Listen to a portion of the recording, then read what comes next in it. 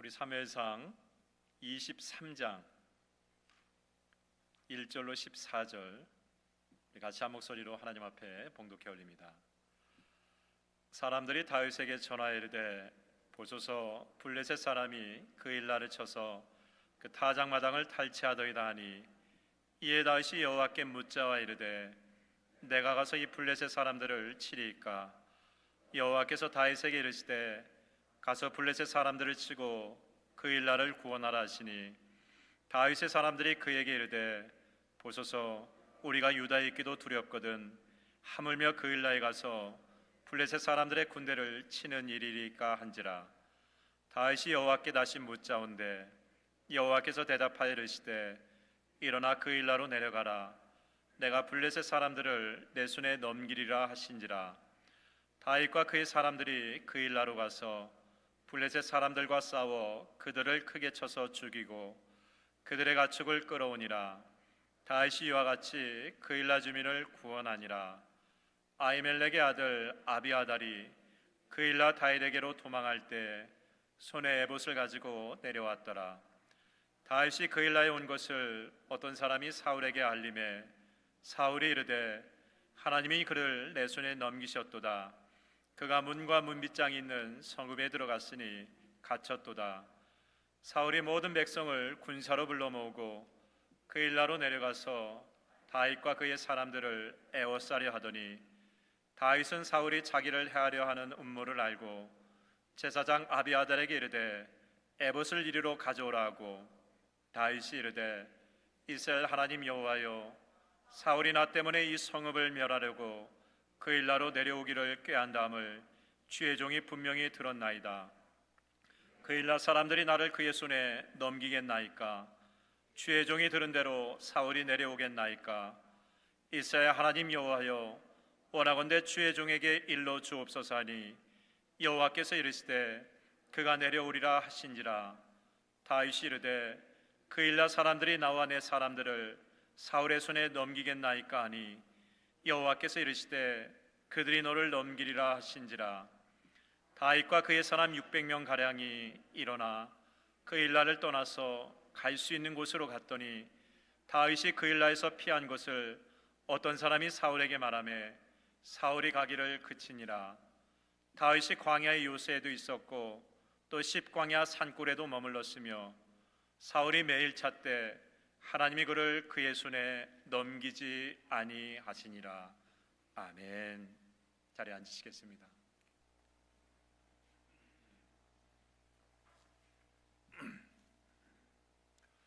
오늘 말씀해 보니까 다윗이 사울 왕의 시기심 열등감에 쫓겨 유대 강야까지 도망가게 되죠.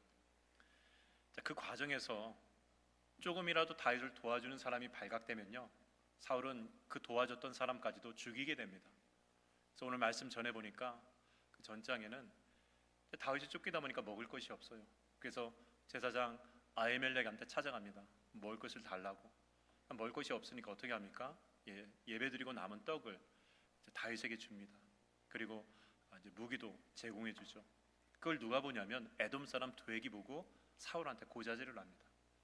그리고 나서 사울이 도액을 통해서 아히멜렉과 제사장 85명을 가차없이 죽여버립니다. 자, 그 정도로 다윗은요, 사울 때문에 정말 쫓기는 자의 삶을 살아갈 수밖에 없는 삶입니다. 오죽하면 광야 동굴까지 그가 피하겠습니까? 자, 그렇게 정처 없이 쫓기는 다윗에게 어떤 사람이 소식 하나를 전해줍니다. 그 소식은 다윗에게는 그렇게 좋은 소식은 아니었습니다. 바로 자기가 숨어있는 이 유대강화 굴 옆에 그일라라는 마을이 있는데 이 마을을 블레셋이 습격하고 있다. 그 소식을 다윗에게 전해주고 있습니다. 우리 사무엘상 23장 1절을 좀 보겠습니다. 사람들이 다윗에게 전하여 이르되 보소서 블레셋 사람이 그일라를 쳐서 그 타작마당을 탈취하더이다 하니. 여러분, 이 소식을 다윗이 듣자마자 정상적인 인간이라면 어떻게 반응합니까? 이렇게 반응해야 맞죠? 그게 나랑 무슨 상관인데? 그일라가 블레셋한테 탈취당한 거 그게 나랑 무슨 상관인데? 이렇게 대답하는 것이 정상적인 대답입니다. 왜냐하면 지금 나는 쫓기는 자거든요. 쫓기는 자, 내 생명 하나 추스르기도 힘든 상황인데 다른 사람을 내가 도와주라고? 이건 뭐 이성적으로 생각해도 나에게는 이거는 뭐 좋은 소식은 다 아니고 내가 그 상황에서 어떻게 하란 말인가? 이게 대답이죠. 더군다나 지금 이스라엘 왕이 누굽니까? 사울 왕이죠. 자기 나라 백성이 다른 민족에게 침입을 당했으면 당연히 왕이 가서 싸워야 되는데, 아니 그럼 왕한테 가서 얘기하지 왜 나한테 도와달라고 얘기합니까? 라고 하면서 이건 뭐 기도할 필요도 없죠. 그냥 이성적으로 경험적으로 딱 결정내서 안 됩니다라고 말하면 됩니다. 지금 다윗은요, 세속적으로 오지랖 부릴 때가 아닙니다. 목숨 유지하기 위해서 자기 몸 추스려야 되는 것이 다윗의 지금 여정입니다. 자, 그런데 다윗이 이 이야기를 듣고 어떻게 합니까? 우리 사무엘상 23장 2절을 보겠습니다. 이에 다윗이 여호와께 묻자와 이르되, 이에 다윗이 여호와께 묻자와 이르되, 내가 가서 이 블레셋 사람들을 치리이까? 여호와께서 다윗에게 이르시되, 가서 블레셋 사람들을 치고 그 일날을 구원하라 하시니. 다윗은요, 그 자리에서 기도를 합니다. 여러분, 이게 중요한 거예요. 이미 알고 있지만, 이미 이성적으로 경험적으로 기도하지 않아도 결정할 수 있는 상황이지만, 그럼에도 불구하고 그 자리에 하나님 앞에 기도할 수 있는 것, 이게 믿음의 사람에게 중요한 거예요. 왜? 그래야 실수하지 않거든요. 그래야 후회하지 않기 때문에 그렇습니다. 여러분, 우리가 이성적으로 경험적으로 판단해도 그럴듯하게 결정한다 할지라도 나중 돌아보면 그것 때문에 우리가 실수했던 적이 얼마나 많습니까? 내가 다 알 것 같아서 기도하지 않고 결정했는데 그 다음에 후회하는 경우가 얼마나 많습니까? 다윗 상황에도요, 기도할 필요가 없어요. 하나님 앞에 물어볼 필요가 없습니다. 그런데 다윗은요, 영적 습관이 있어요. 먼저 무릎 꿇고 하나님 앞에 물어보죠. 이게 중요한 부분입니다. 이래야 실수하지 않고, 이래야 하나님의 은혜를 놓치지 않기 때문에 그렇습니다. 여러분, 오늘 다윗이 이 배경을 가지고 나중에 시편 하나를 쓰는데 시편 63편을 씁니다. 그 63편의 배경, 쓰여진 배경이 뭐냐면은 다윗이 유다 광야에 있을 때라고 하면서 그때 다윗의 힘들었던 그 마음을 쏟아내기 시작합니다. 1절에 뭐라고 쏟아냅니까? 하나님이여, 주는 나의 하나님이시라. 내가 간절히 주를 찾되 물이 없어 마르고 황폐한 땅에서 내 영혼이 주를 갈망하며 내 육체가 주를 앙모하나이다라고 하면서 그때 그 순간 얼마나 힘들었는지를 하나님 앞에 쏟아내기 시작합니다. 자, 그러다가 마지막 절에 이렇게 다윗이 고백을 합니다. 11절에 왕은 하나님을 즐거워하리니 주께 맹세한 자마다 자랑할 것이나 거짓말한 자 입은 막히리로다. 다윗은 그때 자기를 뭐로 인식했습니까? 도망자, 정치범, 쫓기는 자가 아니라 왕으로 자신의 정체성을 생각하고 있었습니다. 만일 다윗이 그때 세상 사람들처럼 나는 쫓기는 자인데 내 코가 석자인데 무슨 하나님 앞에 기도하고 무슨 그런 결정을 해 라고 하면서 인간적인 생각으로 그 상황을 해석했다라고 한다면요, 다윗은 하나님이 원하시는 길을 찾지 못했을 것입니다. 나 하나 추스리려고 내가 길 감으로 인하여서 하나님의 길을 찾지 못했을 것입니다. 그런데 그 자리에서 기도하면서 그는 하나님이 원하시는 길을 찾기 시작했고, 내가 지금 어떤 누구인지를 정확히 알고 있었죠. 사울이 인간적으로 봤을 땐 세상의 왕이지만 아니요, 처음 하나님이 사무엘을 통해서 나에게 기름 부음을 했을 때 그때 다윗은 기억했거든요. 너는 뿔에 기름을 채워 내 이세 아들을 찾아가라. 내가 그 아들을 만나리니 그는 내 마음에 합한 사람이라. 내가 그를 통해서 내 뜻을 다 이루리라라는 하나님의 말씀을 통해서 왕이라는 그 약속을 받았습니다. 물론 지금은 쫓기는 자라 왕은 아니지만 마음속에 품고 있었던 그 마음을 갖고 있었기 때문에 기도하게 되고, 기도하면서 다시금 하나님이 원하시는 길을 찾게 되었다는 것이죠. 여러분, 삶에 어려움이 왔을 때 중요한 것은 그것을 어떻게 해석하느냐, 어떻게 받아들이냐가 중요합니다. 그런데 그렇게 준비되지 않는 고난이 밀려올 때가 참 많잖아요. 이게 준비돼서 오면 얼마나 좋습니까? 정말 영적으로 충만해가지고 내가 어떤 고난이라도 기도할 수 있는 영적인 자세가 있을 때 그때 밀려오면 얼마나 좋겠습니까? 근데 아시잖아요, 고난이라는 게 우리가 준비됐을 때 안 오는 고난이 되게 많잖아요. 그럼 그때 우리는 어떡합니까? 감정, 경험, 이성, 그 모든 걸 끌어가지고 결정을 하는데, 믿음의 사람은 그 전에 먼저 기도를 해야, 그 전에 먼저 하나님 앞에 무릎 꿇어야 영적인 감각이 하나님 앞에 온전히 열리게 된다는 것이죠. 그래야 실수하지 않고, 그래야 은혜를 놓치지 않는다는 것입니다. 아주 작은 것 하나까지도 하나님 앞에 물을 수 있다는 것, 그게 어떤 사람입니까? 영적으로 예민하게, 영적으로 깨어있는 사람이라는 것이죠. 여러분들 항상 하나님 앞에요, 기도할 때 물어봐야 돼요. 하나님, 어떻게 하면 좋을까요? 그러면 새벽에 제가 여기 앉아서 기도할 때 가장 많이 하나님 앞에 부르짖는 기도의 제목이 뭔지 아세요? 하나님, 어떻게 하면 좋을까요? 이게 하나님 앞에 가장 많이 묻는 그 기도의 내용입니다. 하나님, 우리 교회에 이런 부분이 있는데 어떻게 하면 좋을까요? 하나님, 우리 가정에 이런 부분이 있는데 어떻게 하면 좋을까요? 사랑하는 자녀가 이러고 있는데 어떻게 하면 좋을까요? 우리 믿음의 성도님들이 아파하는데, 신음하는데, 기도 제목이 있는데 어떻게 하면 좋을까요?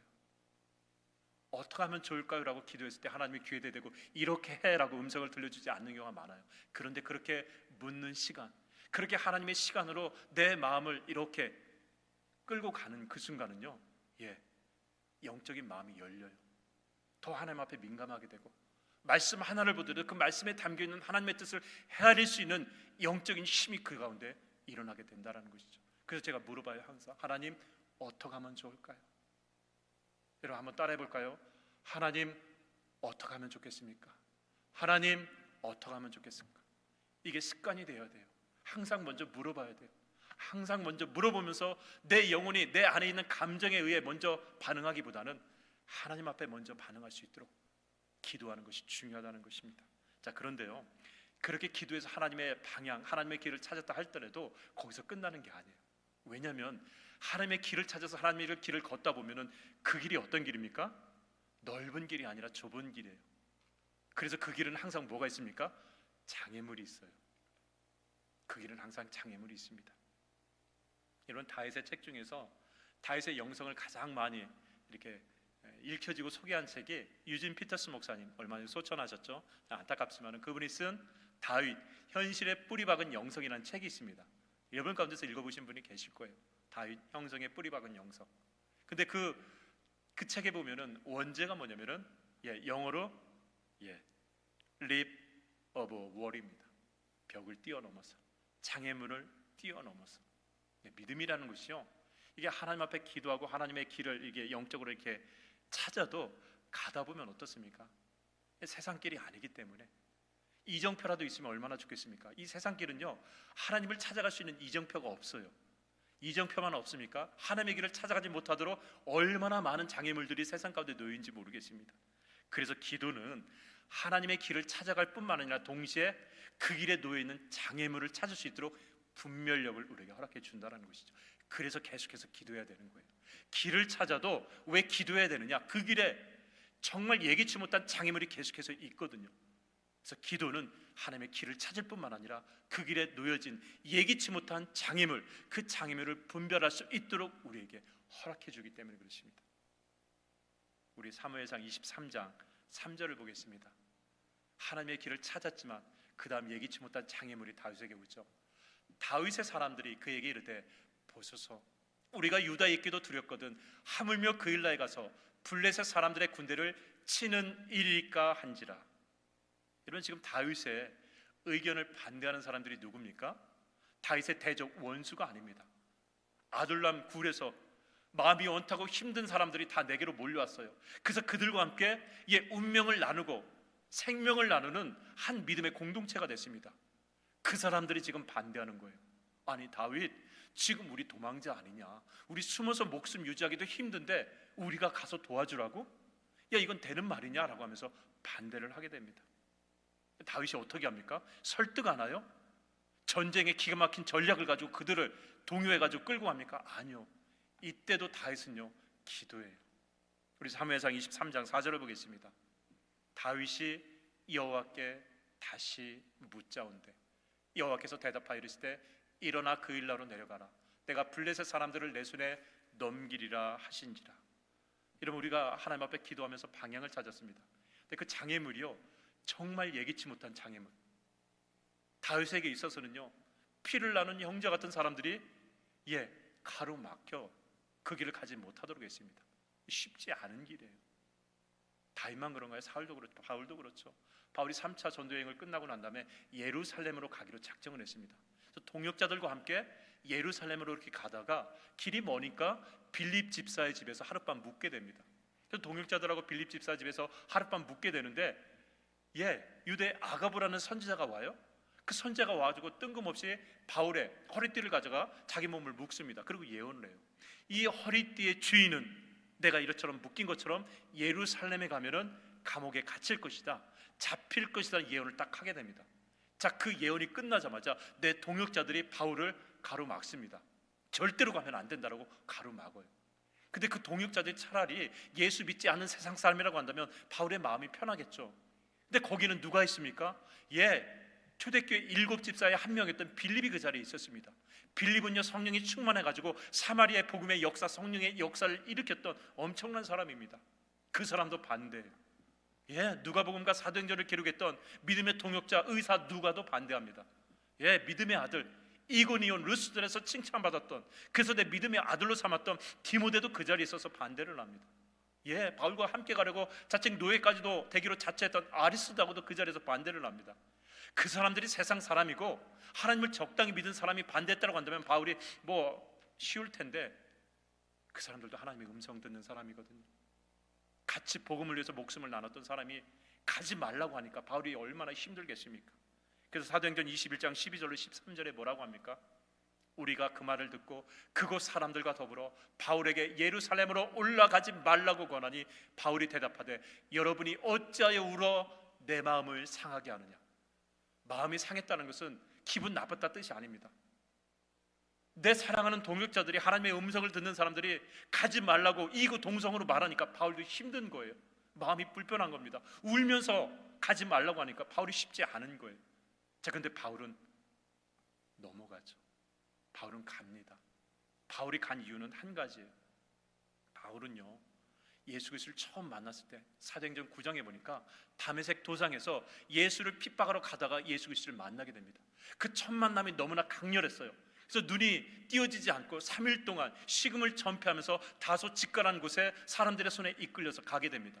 자, 거기에 있는데 예수님이 아나니아라는 선지자를 통해서 바울한테 보내서 그 상황을 다시 한번 설명을 해주려고 아나니아를 부릅니다. 아나니아가 안 가려고 해요. 왜냐하면 바울은 어제까지만 해도 믿음의 사람들을 핍박한 사람이기 때문에 안 믿어요. 그러니까 하나님이 아나니아를 통해서 무슨 얘기를 합니까? 사도행전 9장 11절에 이렇게 얘기합니다. 주께서 이르시되 일어나 직가로 하는 거리로 가서 유다의 집에서 다섯 사람 사울이라 하는 사람을 찾으라. 그가 기도하는 중이라 그랬습니다. 이런 바울은요, 다메섹 도상에서 예수 그리스도 만난 다음에 3일 동안 금식하며 기도했어요. 그 기도가 뭔지 아세요? 내 일생에 도저히 이해되지 않고 납득되지 않는 그 만남이 있었습니다. 근데 그 예수는요, 내가 핍박하고 내가 욕하고 다녔던 그런 어떤 인물이었는데 어느 날 나에게 나타나셔서 내 인생을 송두리 때 휘둘러가는 그 만남을 나에게 주셨어요. 그러니까 바울이 기도할 수밖에 없는 거예요. 근데 그 3일 동안 기도하다가 뭘 봤습니까? 내가 이제 어떻게 걸어야 될지 인생의 길을 보게 됩니다. 그리고 그 하나님이 원하시는 길을 보면서 그 여정 가운데서 어떤 장애물이 있는지, 어떤 고난이 있는지를 3일 동안 보게 됩니다. 기도하면서. 그래서 사도행전 9장 15절로 16절에 뭐라고 합니까? 주께서 이르시되 가라, 이 사람은 내 이름을 이방인과 임금들과 이스라엘 자손들에게 전하기 위하여 택한 나의 그릇이라. 그가 내 이름을 위하여 얼마나 고난을 받아야 할 것을 내가 그에게 보이리라 하시니. 바울은 3일 동안 기도하면서 하나님이 나를 통해서 어떤 길로 가야 될지를 보이셨습니다. 내가 택한 그릇이다. 이 바울은 임금들과 이방인들과 이스라엘 자손들에게 복음을 전하기 위해서 내가 사용할 것이다. 그래서 내가 이제 걸어갈 길이 어떤 길인지를 보았어요. 근데 그 길만 본 것이 아니라 그 길 여정 가운데서 얼마나 많은 장애물 고난이 있게 될 것인지를 기도하면서 알았기 때문에, 그렇기 때문에 예루살렘의 성령께서 그곳에 가면은 네가 감옥에 갇힐 것이다라고 말을 해서 동료들이 가로막았지만 그것을 뛰어넘을 수 있었던 이유가 뭐냐? 그 3일 동안 기도하면서 내 삶을 향한 하나님의 길, 그 여정 가운데 어떤 고난과 장애물이 있는지를 그가 기도하면서 부여잡았기 때문에, 그렇기 때문에 그 장애물을 온전히 뛰어넘어서 예루살렘으로 가게 되었다는 것이죠. 여러분, 다윗은 기도하면서 길을 찾았어요. 여러분, 처음부터 다 알고 믿음의 여정을 가는 건 아닙니다. 여러분, 아무리 목회자를 할지라도 다 알고 가지 않아요. 가면서 기도하면서 찾는 거예요. 기도하면서 그날 걸어갈 길, 기도하면서 그날 찾아가는 것입니다. 그러면서 그 길을 알기 때문에 사람의 정에 이끌려서 돌아가지 않고 고난 땀에 빙빙 돌아가지 않고 넘어가는 것입니다. 자, 그렇게 다윗은요 동료의 반대를 무릅쓰고 그일라에 가서 그일라의 주민을 구원을 합니다. 자, 그래서 이제는 그일라 구민을 구원했기 때문에 한숨 돌릴 수 있을 거라고 그렇게 여유를 부릴 수 있는 그 찰나에 또 하나의 소식을 듣게 됩니다. 우리 사무엘상 23장 7절로 8절을 보겠습니다. 다윗이 그일라에 온 것을 어떤 사람이 사울에게 알림해 사울이 이르되 하나님이 그를 내 손에 넘기셨도다. 그가 문과 문빗장 있는 성읍에 들어갔으니 갇혔도다. 자, 여러분, 다윗이 그일라를 구원했을 때 원래 이 일은 누가 하는 것이 맞습니까? 왕인 사울이 해야 되는 게 맞잖아요. 자기 백성이 위험에 처하면 왕이 가서 해야 되는데 그 일을 지금 누가 대신했습니까? 다윗이 대신한 거예요. 그럼 다윗이 그 일을 하고 나서 어떤 기대가 있지 않겠습니까? 아무리 사울이라 할지라도 내가 목숨 걸고 자기 대신 그일라를 구원했으면은 뭔가 마음에 오는 게 있겠지라는 기대가 있지 않겠습니까? 근데 지금 그 기대가 완전히 깨어졌어요. 오히려 다윗이 그일라에 있다라는 소식을 누군가 밀고 그 소식을 듣고 뭐라고 합니까? 7절에 야, 하나님이 다윗을 내 손에 붙이셨네. 야, 저 이게 감옥에 갇혔으니까 이제는 뭐 이런 식으로 사울이 받아들이니까 다윗이 얼마나 마음이 힘들겠습니까? 그 기대가 깨어진 거예요.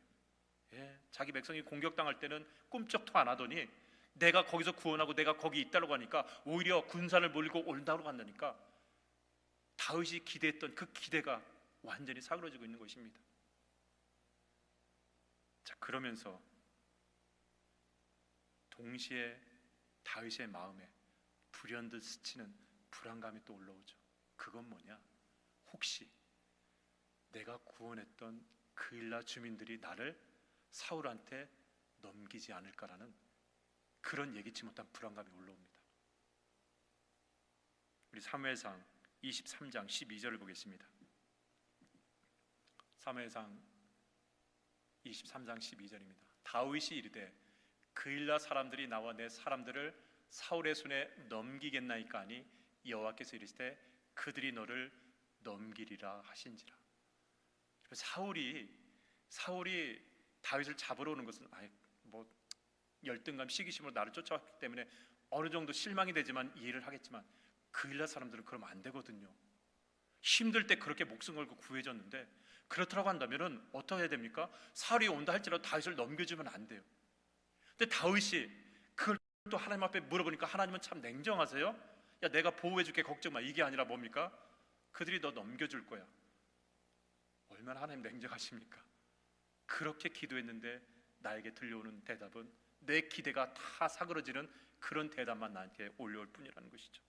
여러분, 우리가 신앙생활하면서요 마지막으로, 어쩌면 마지막으로 뛰어넘어야 될 장애물이 뭔지 아세요? 내가 그렇게 기도했는데, 내가 그렇게 하나님 앞에 순종했는데, 내가 그렇게 하나님 앞에 무릎 꿇고 여기까지 달려왔는데 라고 달려왔지만 내 기대에 정반대되어 온 결과가 나한테 왔을 때 그때도 여러분 기도할 수 있냐 말이죠. 그때도 여러분 하나님 끝까지 붙잡을 수 있냐 말이죠. 그때도 하나님 앞에 원망하지 않고 그 하나님을 끝까지 신뢰할 수 있느냐라는 것이 우리에게 다가오는 마지막 장애물이라는 것이죠. 여러분, 다윗이요 계속해서 기도했어요. 기도했는데 다윗이 원하는 대답은 한 번도 나오지 않았습니다. 그런데 다윗은 순종했어요. 다윗은 순종하고 기도하면서 마지막까지 왔습니다. 자, 그래서 마지막만큼은 정말 내 기대대로 어느 정도는 풀어주셔야 되는데 그 모든 기대가 다 사그러지는 그 한복판에서 다윗은 끝까지 기도를 하고 있다는 것이죠. 여러분이 원하는 기도의 제목의 기대가 이루어지지 않는다 할지라도, 아니 하나님이 다시 나를 광야 같은 현실로 내몬다 할지라도 그 광야 한복판에서 여러분 하나님 앞에 기도할 수 있는가? 하나님을 끝까지 붙잡을 수 있는가? 이게 우리가 넘어야 될 마지막 장애물일지도 모른다는 것입니다. 미시시피에서 목회하는 오버튼이라는 목사님이 있습니다. 이분이 지금뿐은 아니고 1930년대 미시시피 시골에서 목회하신 분이에요. 근데 1930년도에 미국에 어떤 일이 있었습니까? 좋지 않죠. 경제 대공황이 있어가지고 다 힘들었던 그런 시대입니다. 근데 이제 미시피 시골에서 목회하니까 먹을 것도 없고 목회를 하는데 이게 쉽지가 않잖아요. 근데 사모님이 임신을 했어요. 임신을 했는데 목회하느라 제대로 못 추스리고 먹을 것도 제대로 못 먹고 그러니까 합병증이 걸린 거예요. 합병증이 걸렸는데 뭐 교회에서 기도하고 얼마나 간절히 하나님 앞에 매달렸겠습니까? 자, 그런데 아기를 낳기 며칠을 앞두고 사모님이 돌아가신 거예요. 그러니까 당연히 산모가 죽으니까 애는 어떻게 됩니까? 애도 같이 죽은 거예요. 청천벽력이죠. 그래가지고 이제 장례식을 준비하는데 너무나 충격이 컸는지 오버턴 목사님이 울지도 못해요. 마치 에스겔서에 보면은 남유다가 멸망할 때 하나님 뭐라고 합니까? 에스겔 인자야, 내가 너에게서 가장 귀한 것을 뺏어갈 때 너는 눈물도 흘리지 못하겠노라, 이 말을 하셨는데 그날 밤 에스겔 부인이 저녁에 죽어요. 근데 에스겔이 하나님의 말씀대로 울지도 못해요. 바로 그런 상황입니다. 너무 큰 충격 가운데서, 너무 허탈한 가운데서 이건 울지도 못하고 장례식을 치르는데 저기 앉아있죠. 근데 장례 치르는 목사님이, 오버턴 목사님을 보니까 이분이 무슨 행동을 하는데 종에다가 뭔가 계속 쓰는 거예요. 근데 장례식이 끝날 때까지 뭔가 계속 씁니다. 집례하는 목사님이 참 이게 이상한 거예요. 보통 장례식장에 가면은 죽은 아내의 관을 끝까지 보던가 뭘 봐야 되는데 거긴 쳐다보지 않고 그냥 손바닥에다 종에다 뭔가 하나를 계속 쓰는 거예요. 장례식이 끝난 다음에 이 집례하던 목사님이 그 자리를 딱 가니까 이제 종이가 떨어졌죠. 썼던 종이.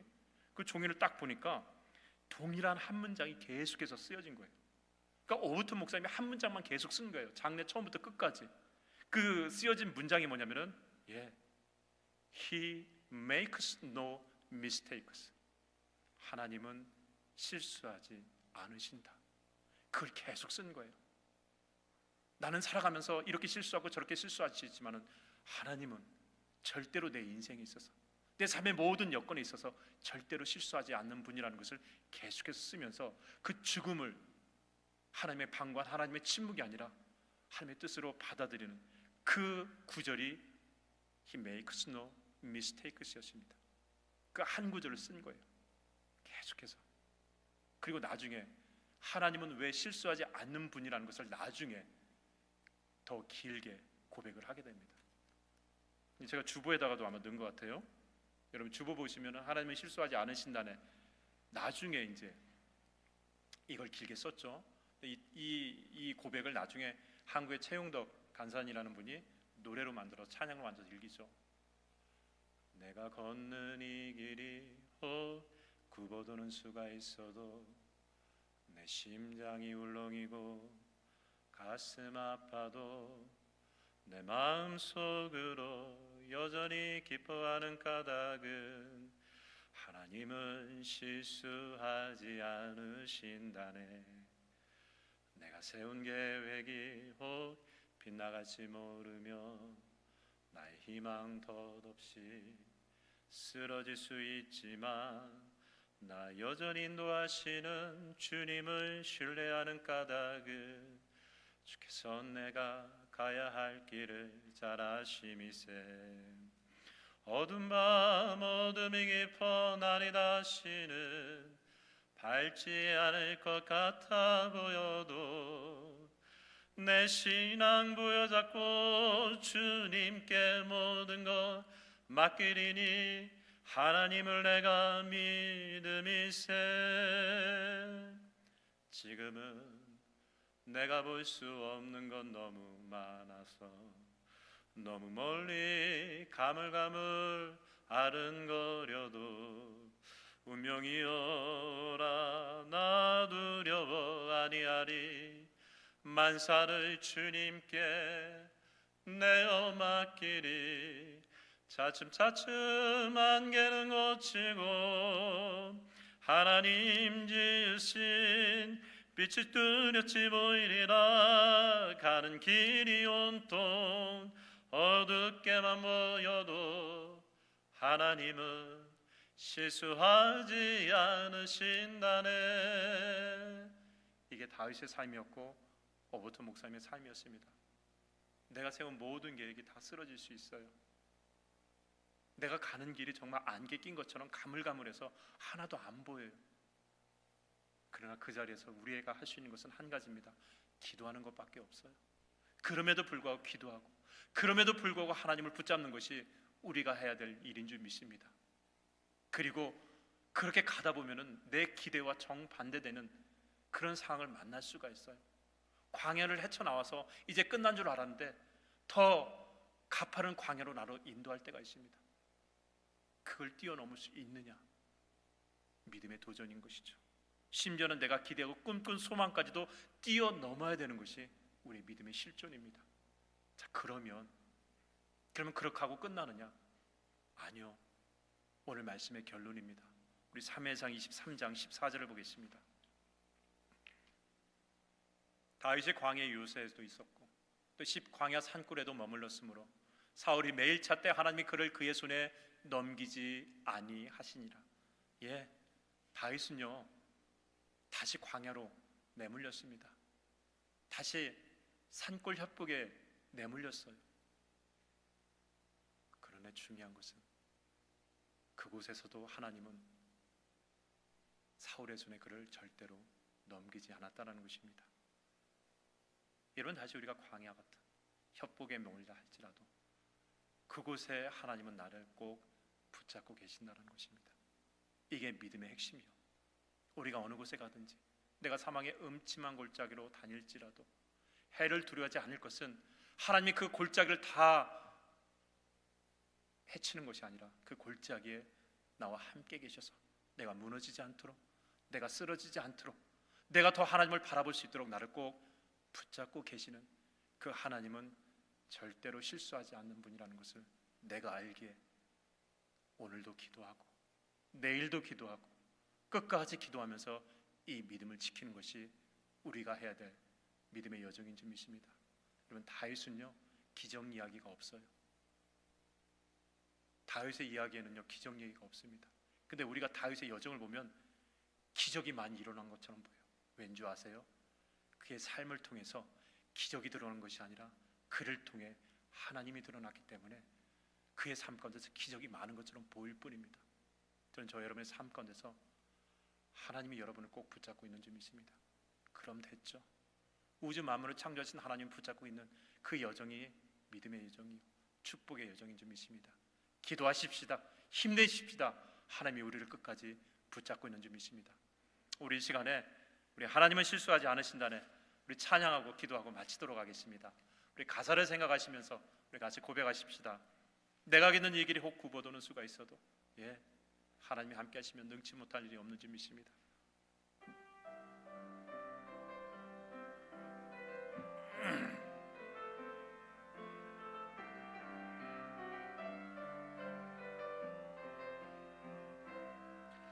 내가 걷는 이 길이 혹 굽어도는 수가 있어도 내 심장이 울렁이고 가슴 아파도 내 마음속으로 여전히 기뻐하는 까닭은 하나님은 실수하지 않으심이세.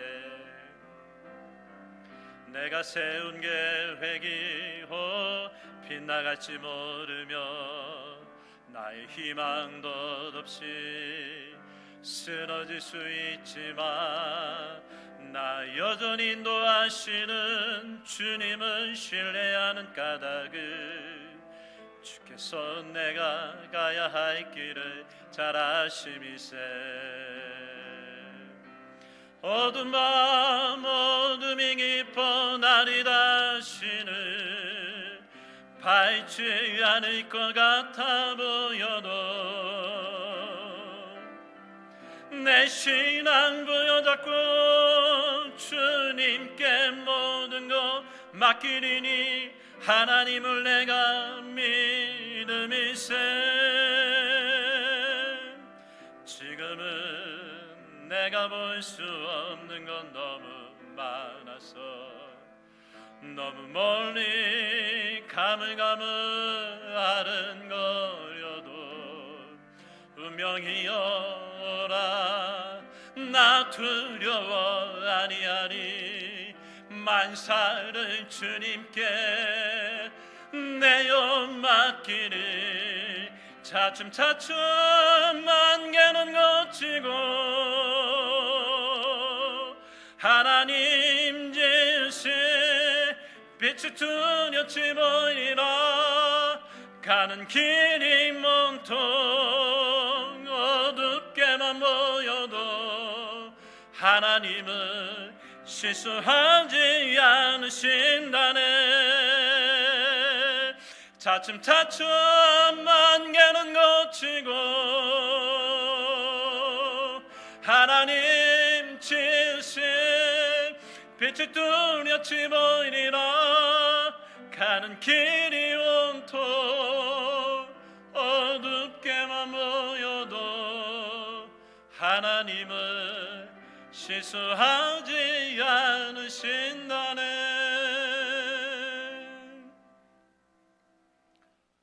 지금은 하나님 아버지의 극진하신 사랑과 그 사랑을 전해 주의 땅에 낮은 몸으로 오시고 십자가에 달려 돌아가시까지 끝까지 우리를 사랑하시는 예수 그리스도의 은혜와 성령님의 가망감동 교통하심이 내가 걷는 이 길이 혹 굽어도는 수가 있고 내 심장이 아프고 가슴 설레어도 내가 개운 새벽이 혹 빗나갈지 모르며 그 모든 희망을 뛰어넘어야 되는 극한의 상황이라 할지라도 끝까지 주님을 신뢰하며 믿음으로 기도하며 믿음으로 하나님 붙잡기 원하는 우리 임마누엘 한인연합감리교회 모든 성도님들 머리 위에 우리 함께 누린 우리 김슬기 우리 자매님 가정 머리 위에 지금부터 영원토록 함께 하시기를 간절히 축원하옵나이다. 아멘.